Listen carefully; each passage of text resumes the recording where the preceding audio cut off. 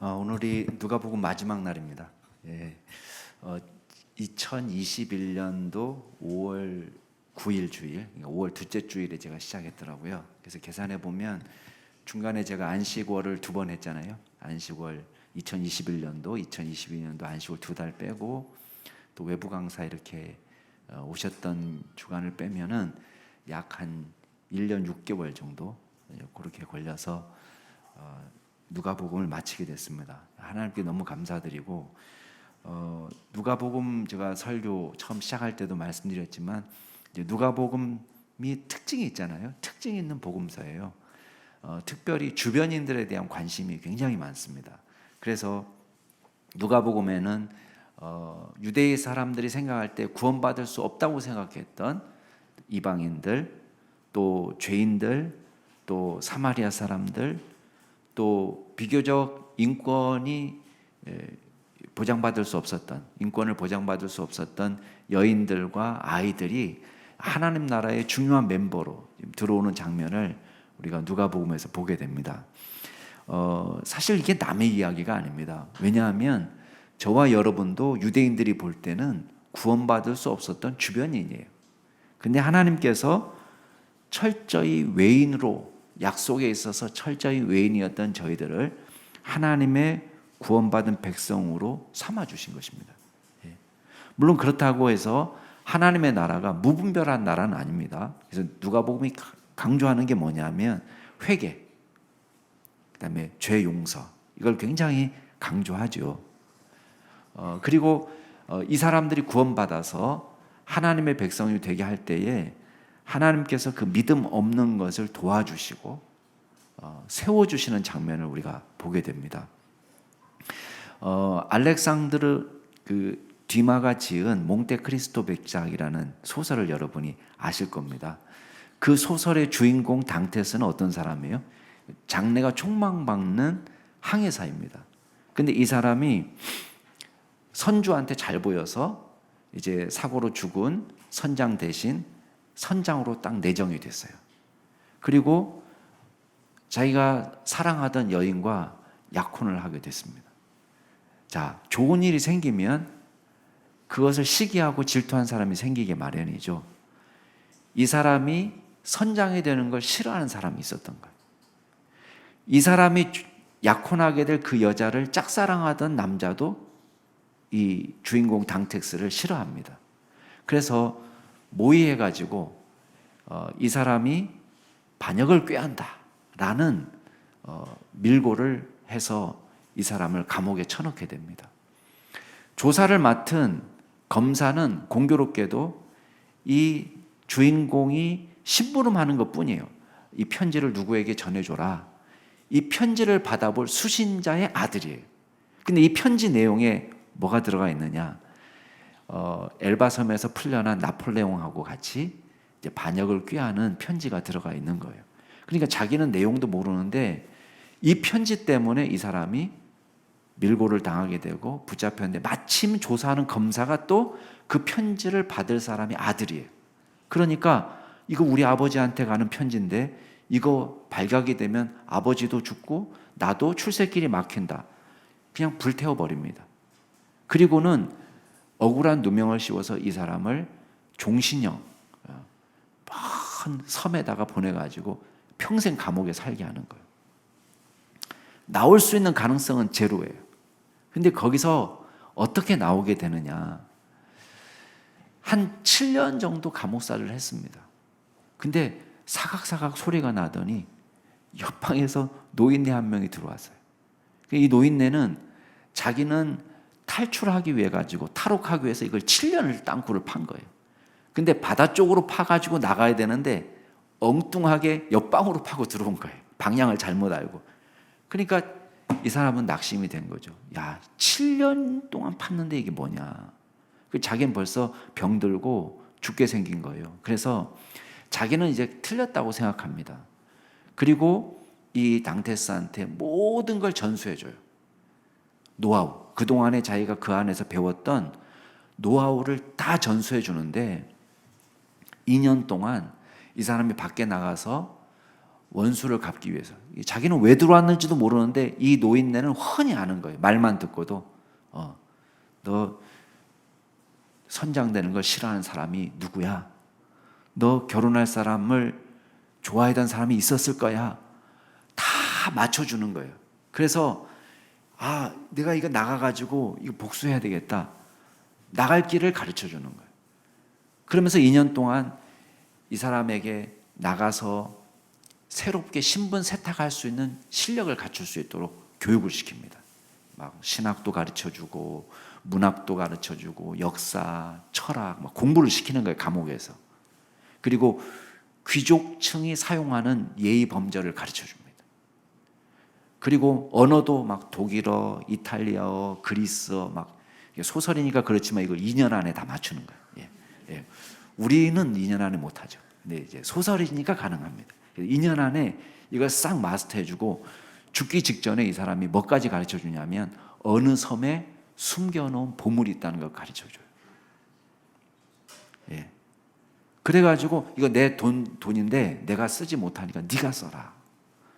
그래서 완전히 신분 세탁해가지고 몽테크리스토 백작이라는 사람으로 살면서 이제 원수를 갚아나가는 소설입니다. 여러분, 이게 이 사람이 몽테크리스토 백작이 되도록 하는 것은 이 노인네의 도움이 절대적인 거예요. 우리도 마찬가지입니다. 저와 여러분이 잘나서 하나님의 사역을 한 것이 아니에요. 우리 완전히 신분 세탁해서 새로운 사람으로 복음의 증인으로 살게 되는데 그 비결이 어디 있느냐? 우리 안에는 없습니다. 오늘 말씀에서 우리가 배울 수 있는 게 있습니다. 그게 뭐냐면 첫 번째는 예수님이 우리의 믿음 없음을 도와주셨다는 거예요. 우리의 약함을 도와주셨다는 것입니다.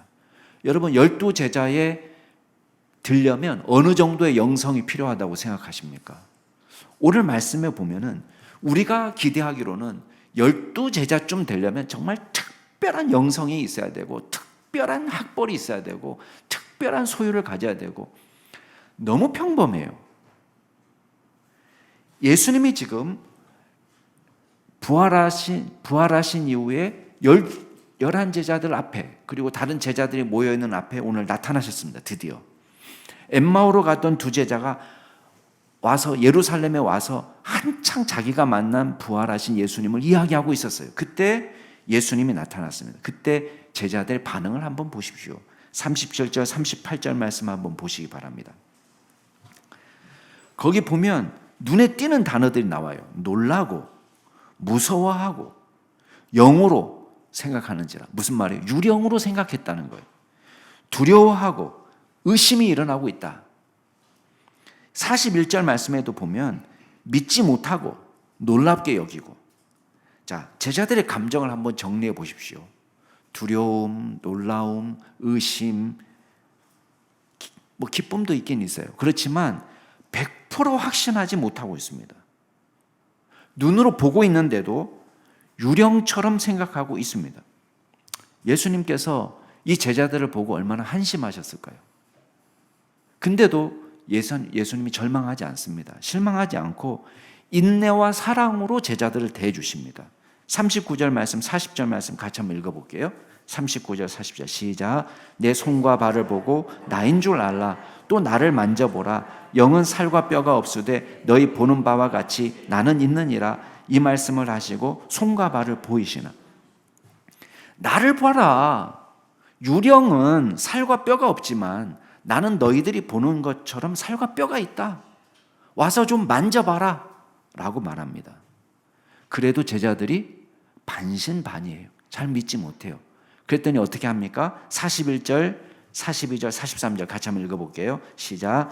그들이 너무 기쁨으로 아직도 믿지 못하고 놀랍게 여길 때에 이르시되 여기 무슨 먹을 것이 있느냐 하시니 이에 구운 생선 한 토막을 드리니 받으사 그 앞에서 잡수시더라. 생선 한 토막을 드셨어요. 여러분 오해하지 마시기 바랍니다. 이게 이 말씀을 가지고 부활의 몸에 대해서 부활의 몸은 이럴 거야 라고 우리가 함부로 이걸 교리화해서는 안 됩니다. 사실 이거는 예수님의 배려라고 할 수 있습니다. 만약에 이 말씀 그대로 우리가 받아가지고 예수님이 부활하셨는데 손에 못자국도 있고 발에 못자국도 있고 이런 걸로 봐서 우리도 부활하면은 내가 지금 계속 신경 쓰이는 거 여기 흉터 있는데 이거 부활하면 이거 갖고 나오면 이거 어떡하나 이렇게 교리화시키면 안 돼요. 이거는 예수님이 제자들이 예수님을 알아볼 수 있는 가장 특징적인 모습을 지금 남겨놓으신 거예요. 요한계시록에 가면 예수님의 모습이 또 나오죠. 사도 요한이 예수님의 영광스러운 부활의 몸을 목격하게 되는데 오늘 모습하고 전혀 딴판이에요. 어떤 모습이냐? 막 눈이 불꽃 같은 눈을 가지고 발은 막 주석같이 빛나고 목소리는 많은 물소리처럼 하고 그 다음에 입에서는 좌우의 날성검이 나오고 어때요? 어떤 모습입니까? 예수님이 지금 지상에서 우리가 만났던 예수님의 모습과 전혀 다른 모습이에요. 또 요한계시록에 보면 예수님의 모습이 어린 양의 모습으로 나타날 때도 있습니다. 그건 뭐냐?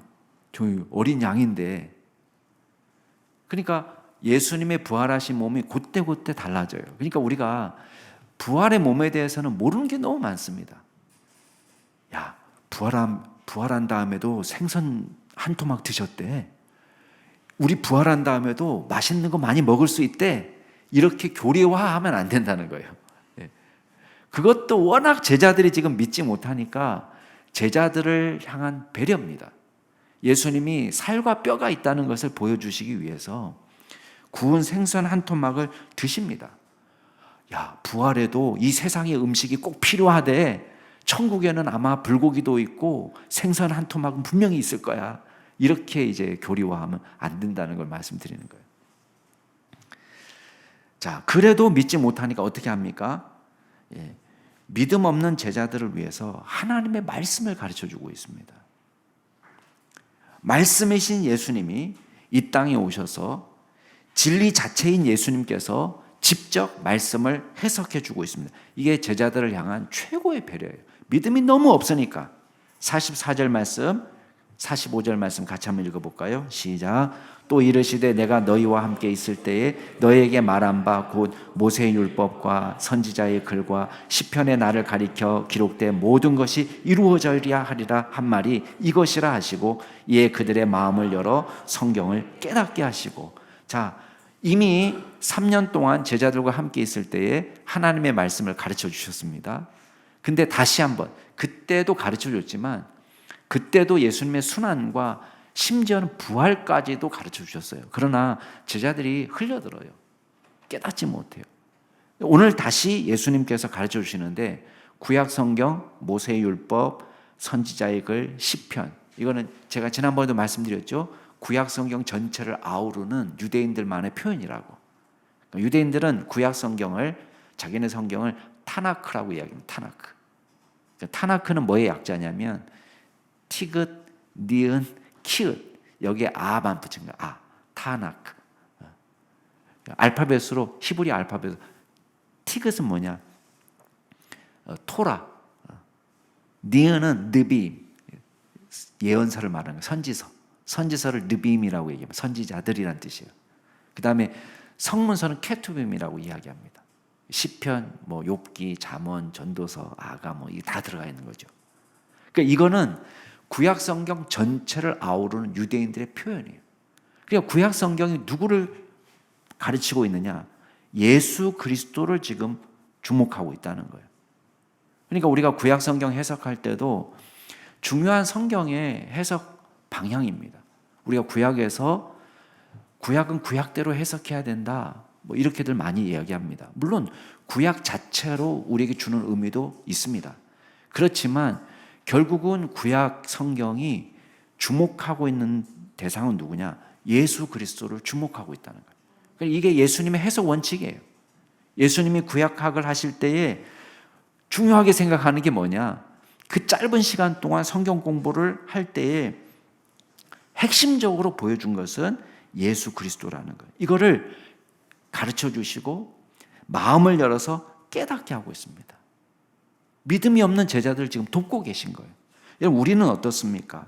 우리는 쉽게 믿고 잘 순종하고 늘 성령 충만하고 은혜가 넘치고 우리가 그렇게 하나요?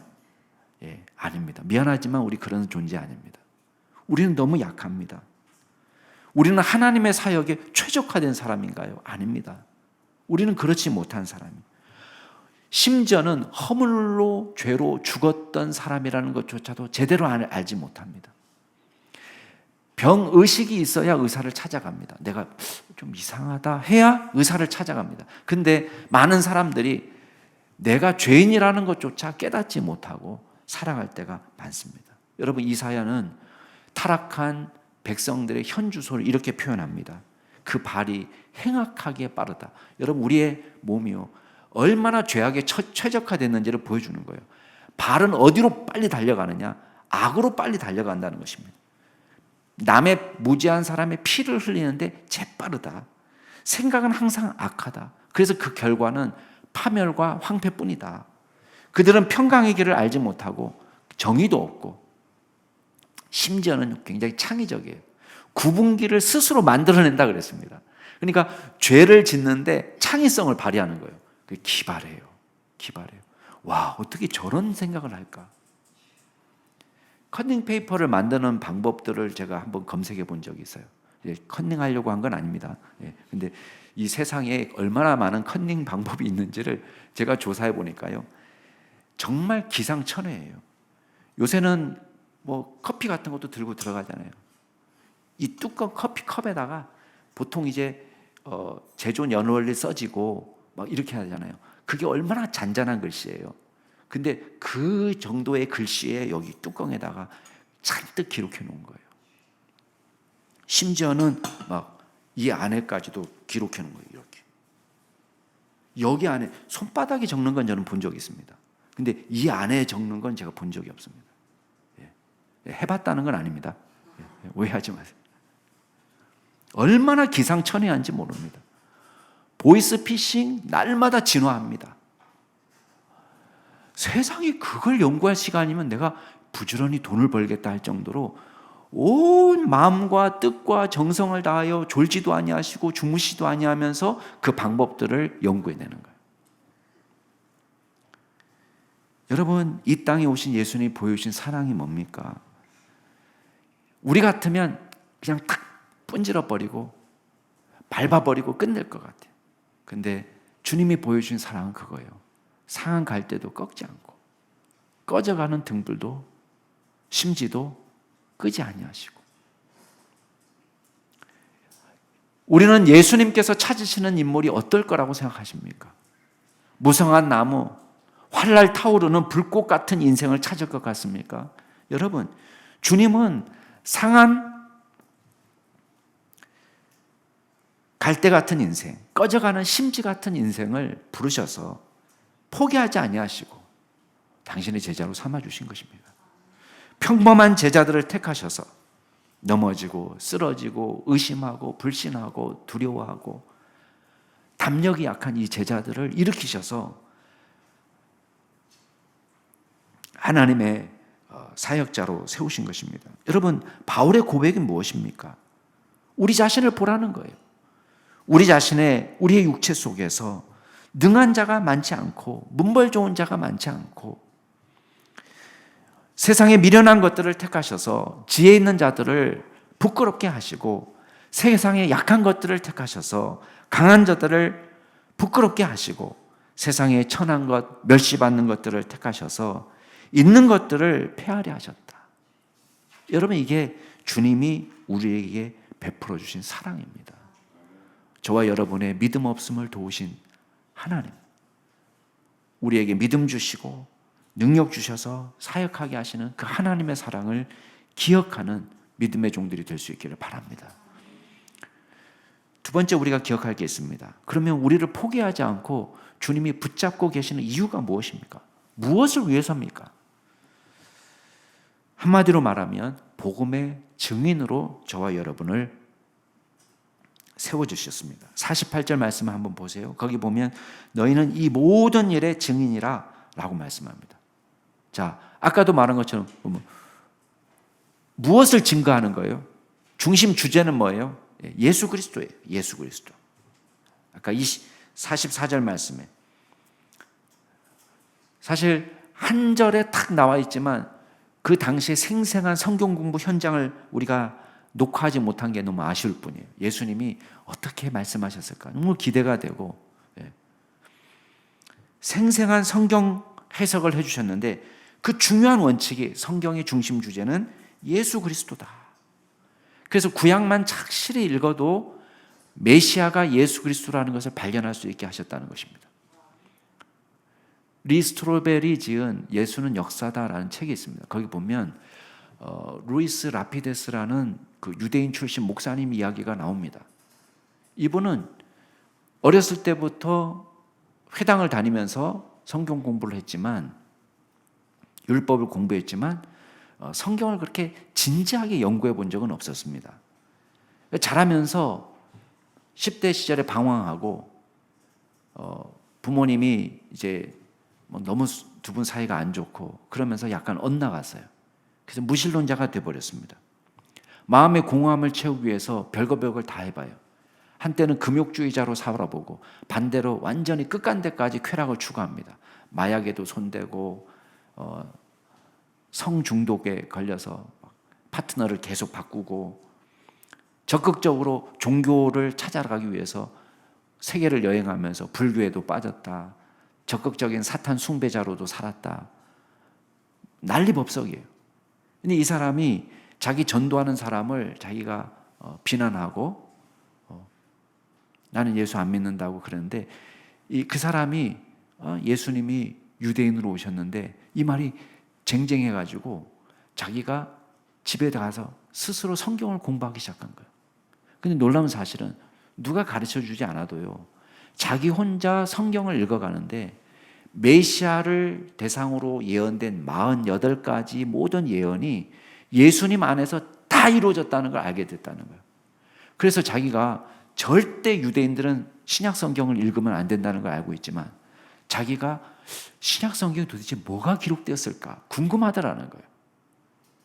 그리고 신약 성경을 읽어 나가는데 구약 성경과 신약 성경을 통해서 완전히 예수 믿는 사람으로 변화됐습니다. 나중에 이 사람이 목사가 되어서 유대인 선교를 적극적으로 하는 선교회를 만들어서 사역을 하는 목사님이 되었습니다. 여러분, 구약 성경을 우리가 착실하게 읽으면 예수 그리스도를 발견하게 되는 거예요. 또 한 가지 중요한 내용을 이야기하고 있습니다. 우리가 뭐의 증인이냐? 46절, 47절 같이 한번 읽어보겠습니다. 시작. 또 이르시되 이같이 그리스도가 고난을 받고 제3일에 죽은 자 가운데서 살아날 것과 또 그의 이름으로 죄사함을 받게 하는 회개가 예루살렘에서 시작하여 모든 족속에게 전파될 것이 기록되었으니, 48절에 보면 너희는 이 모든 일의 증인이라. 그러면 증인으로 가르쳐야 될 핵심 메시지가 뭐냐? 주제는 예수 그리스도고, 복음의 내용이 뭐냐? 내용은 그리스도의 고난과 부활이에요. 그리스도의 고난과 부활을 증거하라는 거예요. 그리고 예수를 믿고 죄사함 받고 구원받는다는 것을 전하라는 것입니다. 그리고 회개를 선포하라는 것입니다. 그리고 예루살렘에서부터 전 세계 모든 민족까지 이 복음이 전하게 될 거라는 것을 선언하라는 것입니다. 여러분, 사도행전을 보면요, 우리가 다음 주부터 뭐 할지 제가 예고편은 얘기 안 했죠. 다음 주부터 사도행전으로 갑니다. 사도행전 예고편. 사도행전에 보면 베드로의 설교도 나오고 바울의 설교도 나옵니다. 근데 그 내용이 핵심이 뭐냐? 핵심이 이거예요. 그리스도의 고난과 부활. 핵심이 이 메시지예요. 그리고 죄사함을 받게 하는 회개와 믿음, 용서. 이게 핵심 메시지입니다. 베드로의 설교, 바울의 설교를 잘 들어보면 그거예요. 여러분, 이 메시지가 어느 정도 인기가 있었을까요? 생각을 해보세요. 이 메시지 자체만 보면은요, 야, 이걸 전하라고? 이게 먹혀? 이렇게 돼요. 만약에 인간적으로 어떤 종교를 만들어내려면, 종교가 인기가 있으려면 이런 메시지 갖고는 장사가 안 되는 거예요. 우리 식으로 얘기하면. 영업이 안 됩니다. 근데 예수님은 이 메시지가 우리가 전할 복음의 핵심이라는 거예요. 얼마든지 그 당시 유대인들 사이에 먹히는 메시지가 있습니다. 예를 들면 어떻게 설교하면 먹힐까요? 그냥 감으로 올 때 유대인들하고 큰 충돌 없이 기독교가 존속하려면 십계명 설교하고 윤리 설교하고 그러면은 충분히 접점이 있습니다. 기독교하고 유대교하고 접점이 있잖아요. 얼마든지 그렇게 갈 수 있습니다. 근데 가장 큰 차이가 어디예요? 유대교와 기독교를 가르는 가장 큰 차이는 어디에 있습니까? 기독론에 있습니다. 예수 그리스도. 예수님을 누구로 고백하느냐, 여기서 갈리는 거예요. 이 메시지만 약간 빼면 얼마든지 대중성을 확보할 수 있습니다. 근데 무식하게 이 메시지를 증거하라는 거예요. 헬라인들에게 부활? 이게 가장 곤욕스러운 거예요. 왜냐? 그리스 철학자들은 몸을 부패한 것으로, 욕된 것으로, 수치스러운 것으로 생각해요. 이 사람들이 생각하는 구원은 이 수치스러운 몸을 벗고 영혼이 자유하게 되는 것이 이 사람이 생각하는 구원입니다. 근데 다시 몸을 입으라고? 부활한다고? 헬라인들에게는 미련하게 보이는 거예요. 여러분, 오늘날 우리만 과학적이고 우리만 지혜롭고 똑똑하다고 생각하면 안 됩니다. 고대인들도요, 나름대로 자기들 스스로는 과학적이라고 생각하는 거예요. 그 비과학적이야, 그게. 무슨 죽은 사람이 살아난다고. 그 살아나면 안 돼. 우리 영혼이 자유롭게 되는데. 그리스 철학자들이 볼 때는 부활이야말로 가장 껄끄러운 메시지입니다. 그런 거 전하면 안 되는 거예요. 여러분, 유대인들에게 누구든지 회개하고 주 예수를 믿으면 구원을 받는다는 메시지, 예루살렘으로부터 시작해서 온 세계 사람들이 복음으로 하나님의 나라 백성이 된다는 이 메시지 너무 싫은 거예요. 왜? 이방인들을 지옥의 땔감 정도로 생각하는 거예요. 근데 온 세상 사람들이 구원받는다? 이거는 받아들일 수 없는 메시지입니다. 그런데 이 메시지를 증거하는 증인으로 부르신 것입니다. 자, 여러분, 우리 기억하십시오. 저와 여러분은 복음의 증인입니다. 아멘. 복음의 증인이에요. 복음의 기획자가 아닙니다. 우리는 전달자지 작가가 아닙니다. 우리가 기획하고 작가로 살려고 하면 안 됩니다. 저와 여러분이 믿은 것을 전할 뿐입니다. 여러분, 파수꾼이 맡은 임무는 적군이 쳐들어왔을 때 나팔을 부는 겁니다. 적이 쳐들어왔다고 나팔로 알려야 됩니다. 나팔을 불었더니 난리가 났습니다. 새벽부터 지랄이라고, 죄송합니다, 욕하면 안 되는데, 새벽부터 난리라고, 아침부터 재수가 없다고, 나팔 소리가 유난히 기분 거슬른다고 사람들이 난리법석을 칩니다. 그게 무서워가지고 나팔을 불지 않으면 어떤 일이 벌어질까요? 적군이 쳐들어오는 것입니다. 파수꾼의 책임은 이 사람들을 피난시키는 게 아닙니다. 도망가든 뭘 전쟁을 준비하든 그건 그 사람들 책임이고, 파수꾼의 책임은 뭐냐면 적이 쳐들어왔다는 것을 알려주는 겁니다. 그게 파수꾼이 맡은 소임이에요. 저 사람들이 눈에 거슬린다, 귀에 거슬린다, 유난히 나팔 소리가 기분 나쁘다, 그래가지고 파수꾼이 이게 나팔을 교체해야 되겠네, 나팔이 좀 귀에 거슬리지 않는 좀 작은 걸로 교체해야 되겠네, 작은 소리로 은은하게 들리도록, 새벽에 은은하게 들리고 기분 나쁘지 않도록, 너무 세지 않도록. 이거는 파수꾼이 할 일이 아니에요. 여러분, 우리가 그런 유혹을 받는 거예요. 저 사람 어떻게 말하면 알아듣기 쉽게 이걸 메시지를 좀, 이건 기분 나쁘니까 이거 잘라내고 요거는 전하지 않고, 부활은 저 사람 부활은 아니고, 고난 그것도 아닌 것 같고. 매일 교회가 하는 일이 뭐예요? 교회가 하는 일이 그런 메시지를 다 잘라내고 나면 뭐만 남느냐? 착하게 사세요, 사랑하며 사세요, 그거밖에 안 남는 거예요. 그게 중요하지 않다는 뜻이 아닙니다. 그게 복음의 핵심은 아니라는 거예요. 복음의 핵심은 뭐예요? 우리는 무엇을 위해서 부름을 받았습니까? 대학 잘 가는 법을 가르치는 것도 아니고요. 건강하게 사는 법을 가르치는 것도 아닙니다. 중요합니다. 중요하죠. 그렇지만 그것이 우리의 주된 사역은 아니라는 것입니다.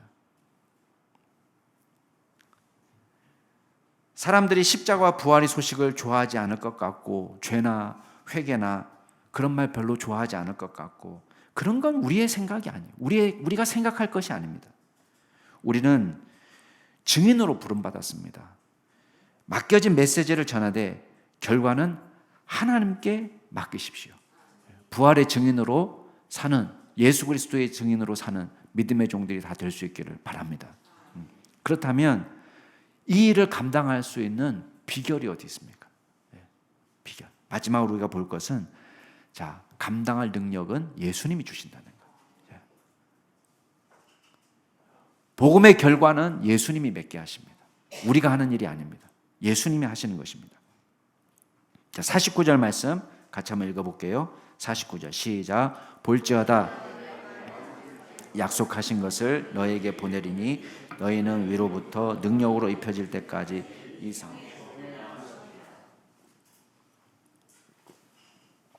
사명을 주신 다음에 예수님께서 이어지는 말씀에서 약속하고 계십니다. 근데 약속이 내 아버지께서 약속하신 것이라고 이야기합니다.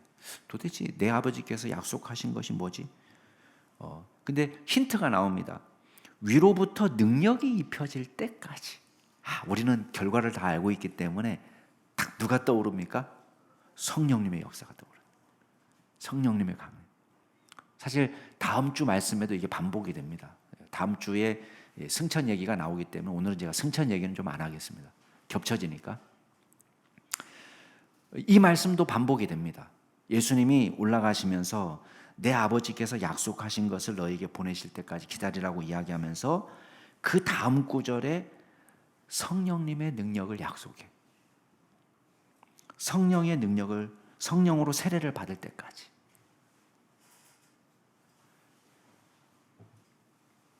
여러분, 제자들이 증인으로 사명을 감당할 수 있는 비결은 다른 데 없습니다.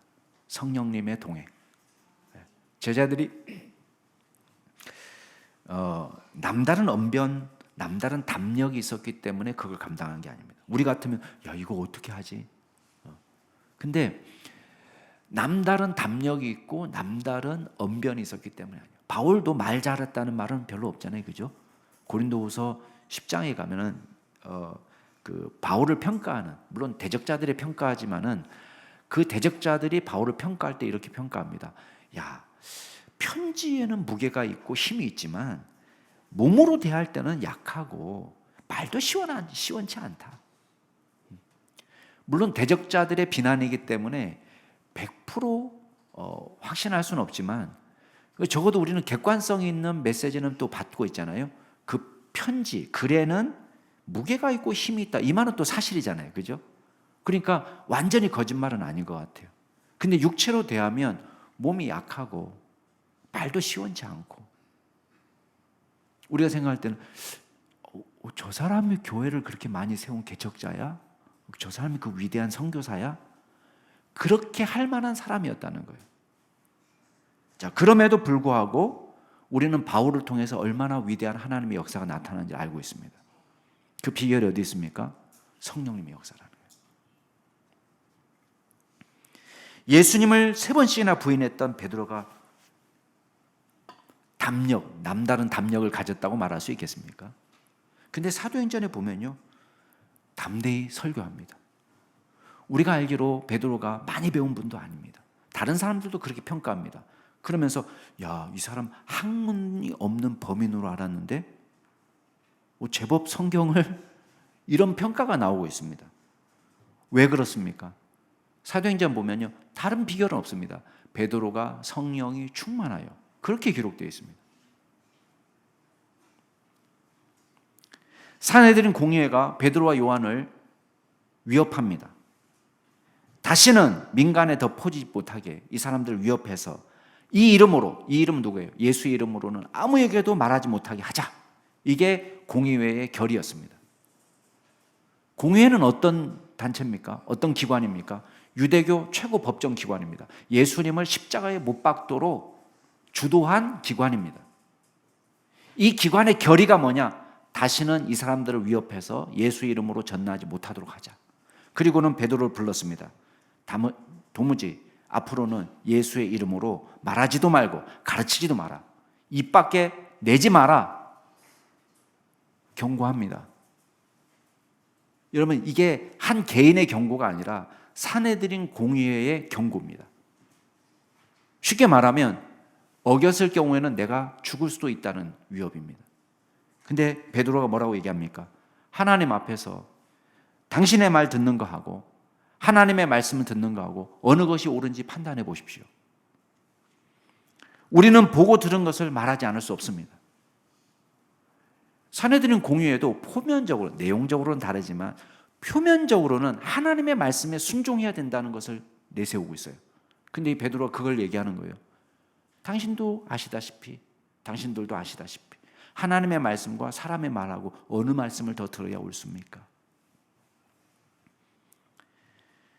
예수님의 십자가와 부활, 회개와 죄사함을 받게 하는 믿음을 전하는 일. 베드로는 계속하겠다는 거예요. 계속.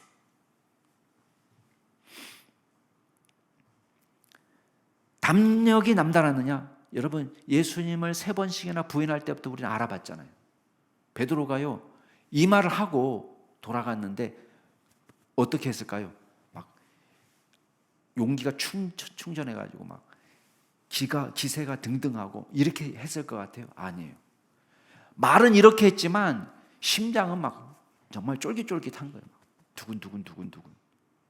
그리고는 가가지고 제자들에게 뭐라고 얘기하냐면 기도하자. 그 기도 내용을 보면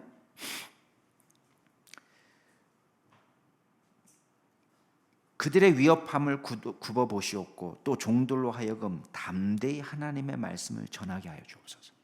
사도행전에 보면 그렇게 기도해요. 여러분, 이렇게 기도했다는 말은 뭐겠어요? 너무 무서웠다는 거예요, 솔직히 말하면. 근데 놀라운 일이 벌어졌습니다. 빌기를 다 하니까요, 이 사람들이 다 성령이 충만해서 담대히 하나님의 말씀을 전했다. 여러분, 기도 전하고 기도 후하고 뭐가 달라졌습니까?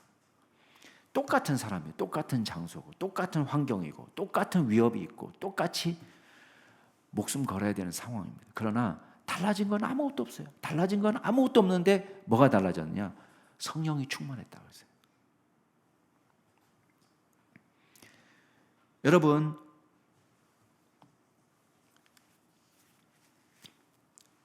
복음의 전망이 늘 밝다, 그런 말씀을 제가 간혹 드렸습니다. 그 이유는 저와 여러분의 능력이 강하기 때문이 아니에요.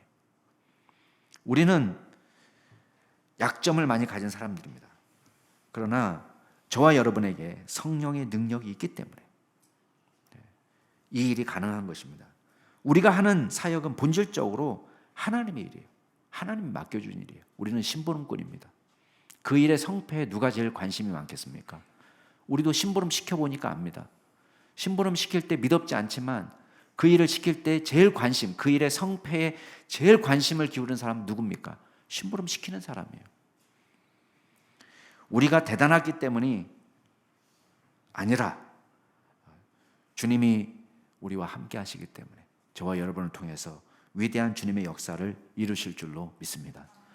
사랑하는 우리 남양주 충축의 성도 여러분, 하나님이 우리를 부활의 증인으로 부르셨습니다.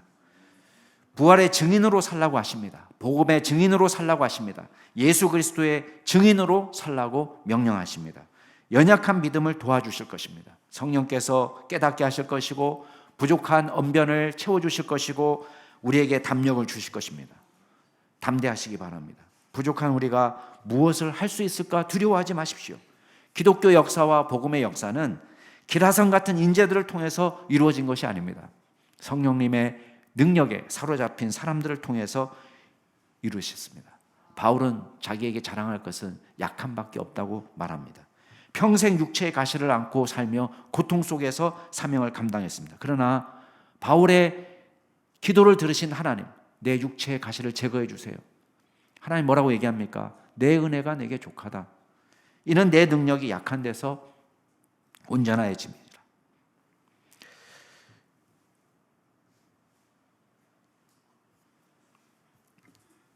바울이 이 말씀을 듣고 고백합니다. 내가 도리어 크게 기뻐했다. 왜? 우리가 여러 약함을 가지고 있지만 오히려 그 약함 때문에 그리스도의 능력이 내게 머물렀다.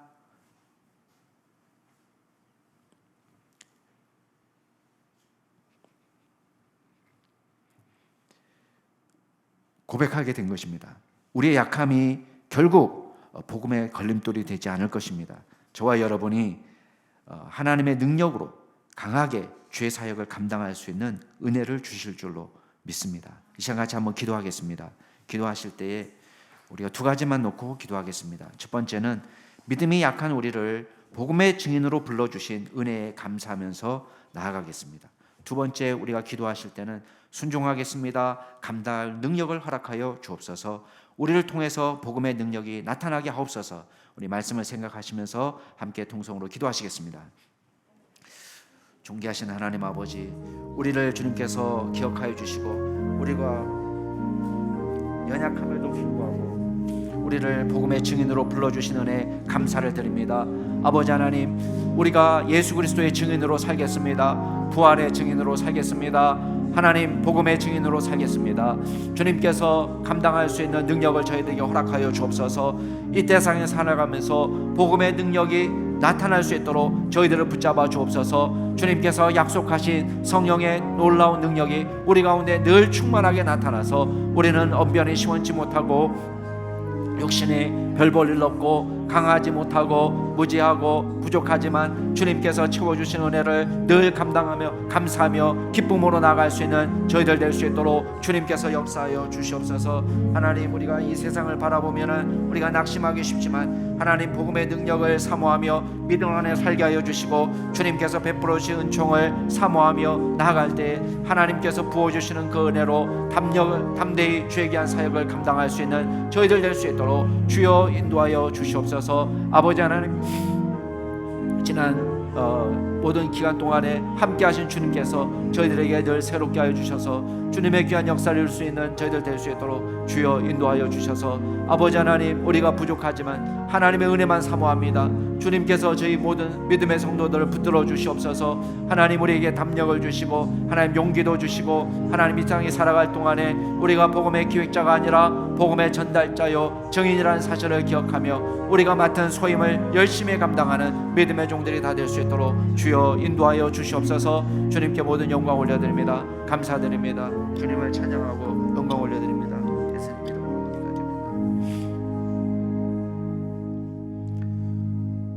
존귀하신 하나님 아버지, 지난 9개월간 누가복음을 통해서 말씀하여 주시고 은혜 내려 주시고 신앙 안에 자라게 하시니 감사를 드립니다. 세상의 주변인들, 죄인들, 사마리아 사람들, 이방인들, 부족한 종들을 주께서 회개시켜서 당신의 백성 삼아 주신 것처럼 저희들을 죄에서 건져주시고 구원받은 하나님의 자녀가 되게 하셨습니다. 크신 사랑을 자랑하며 일평생 감사하며 살 수 있도록 도와주시옵소서. 우리를 일꾼 삼아 주시고 예수의 증인으로 살게 하신 은혜를 늘 감사하며 살게 하여 주옵소서. 이 세상에서 세상의 소금과 빛으로 살기를 소원합니다. 누추하고 냄새나는 우리의 마음에 좌정하신 성령님께서 우리를 능력으로 충만하게 하여 주옵소서. 순종할 때 우리를 통해서 일하시고 영광 받아 주시고 복음의 열매가 우리를 통하여 주렁주렁 맺힐 수 있도록 도와주시옵소서. 우리 다음 주일부터 사도행전 말씀을 이어가려고 합니다. 더 크신 은혜로 함께하여 주셔서 늘 말씀의 은혜가 차고 넘치도록 주님께서 친히 함께하여 주시고 우리 가운데 모나고 부족한 부분들을 다듬어 주셔서 능력 있는 그리스도의 종으로 세워 주시옵소서. 감사드리며 모든 말씀 예수 그리스도의 이름으로 기도드리옵나이다.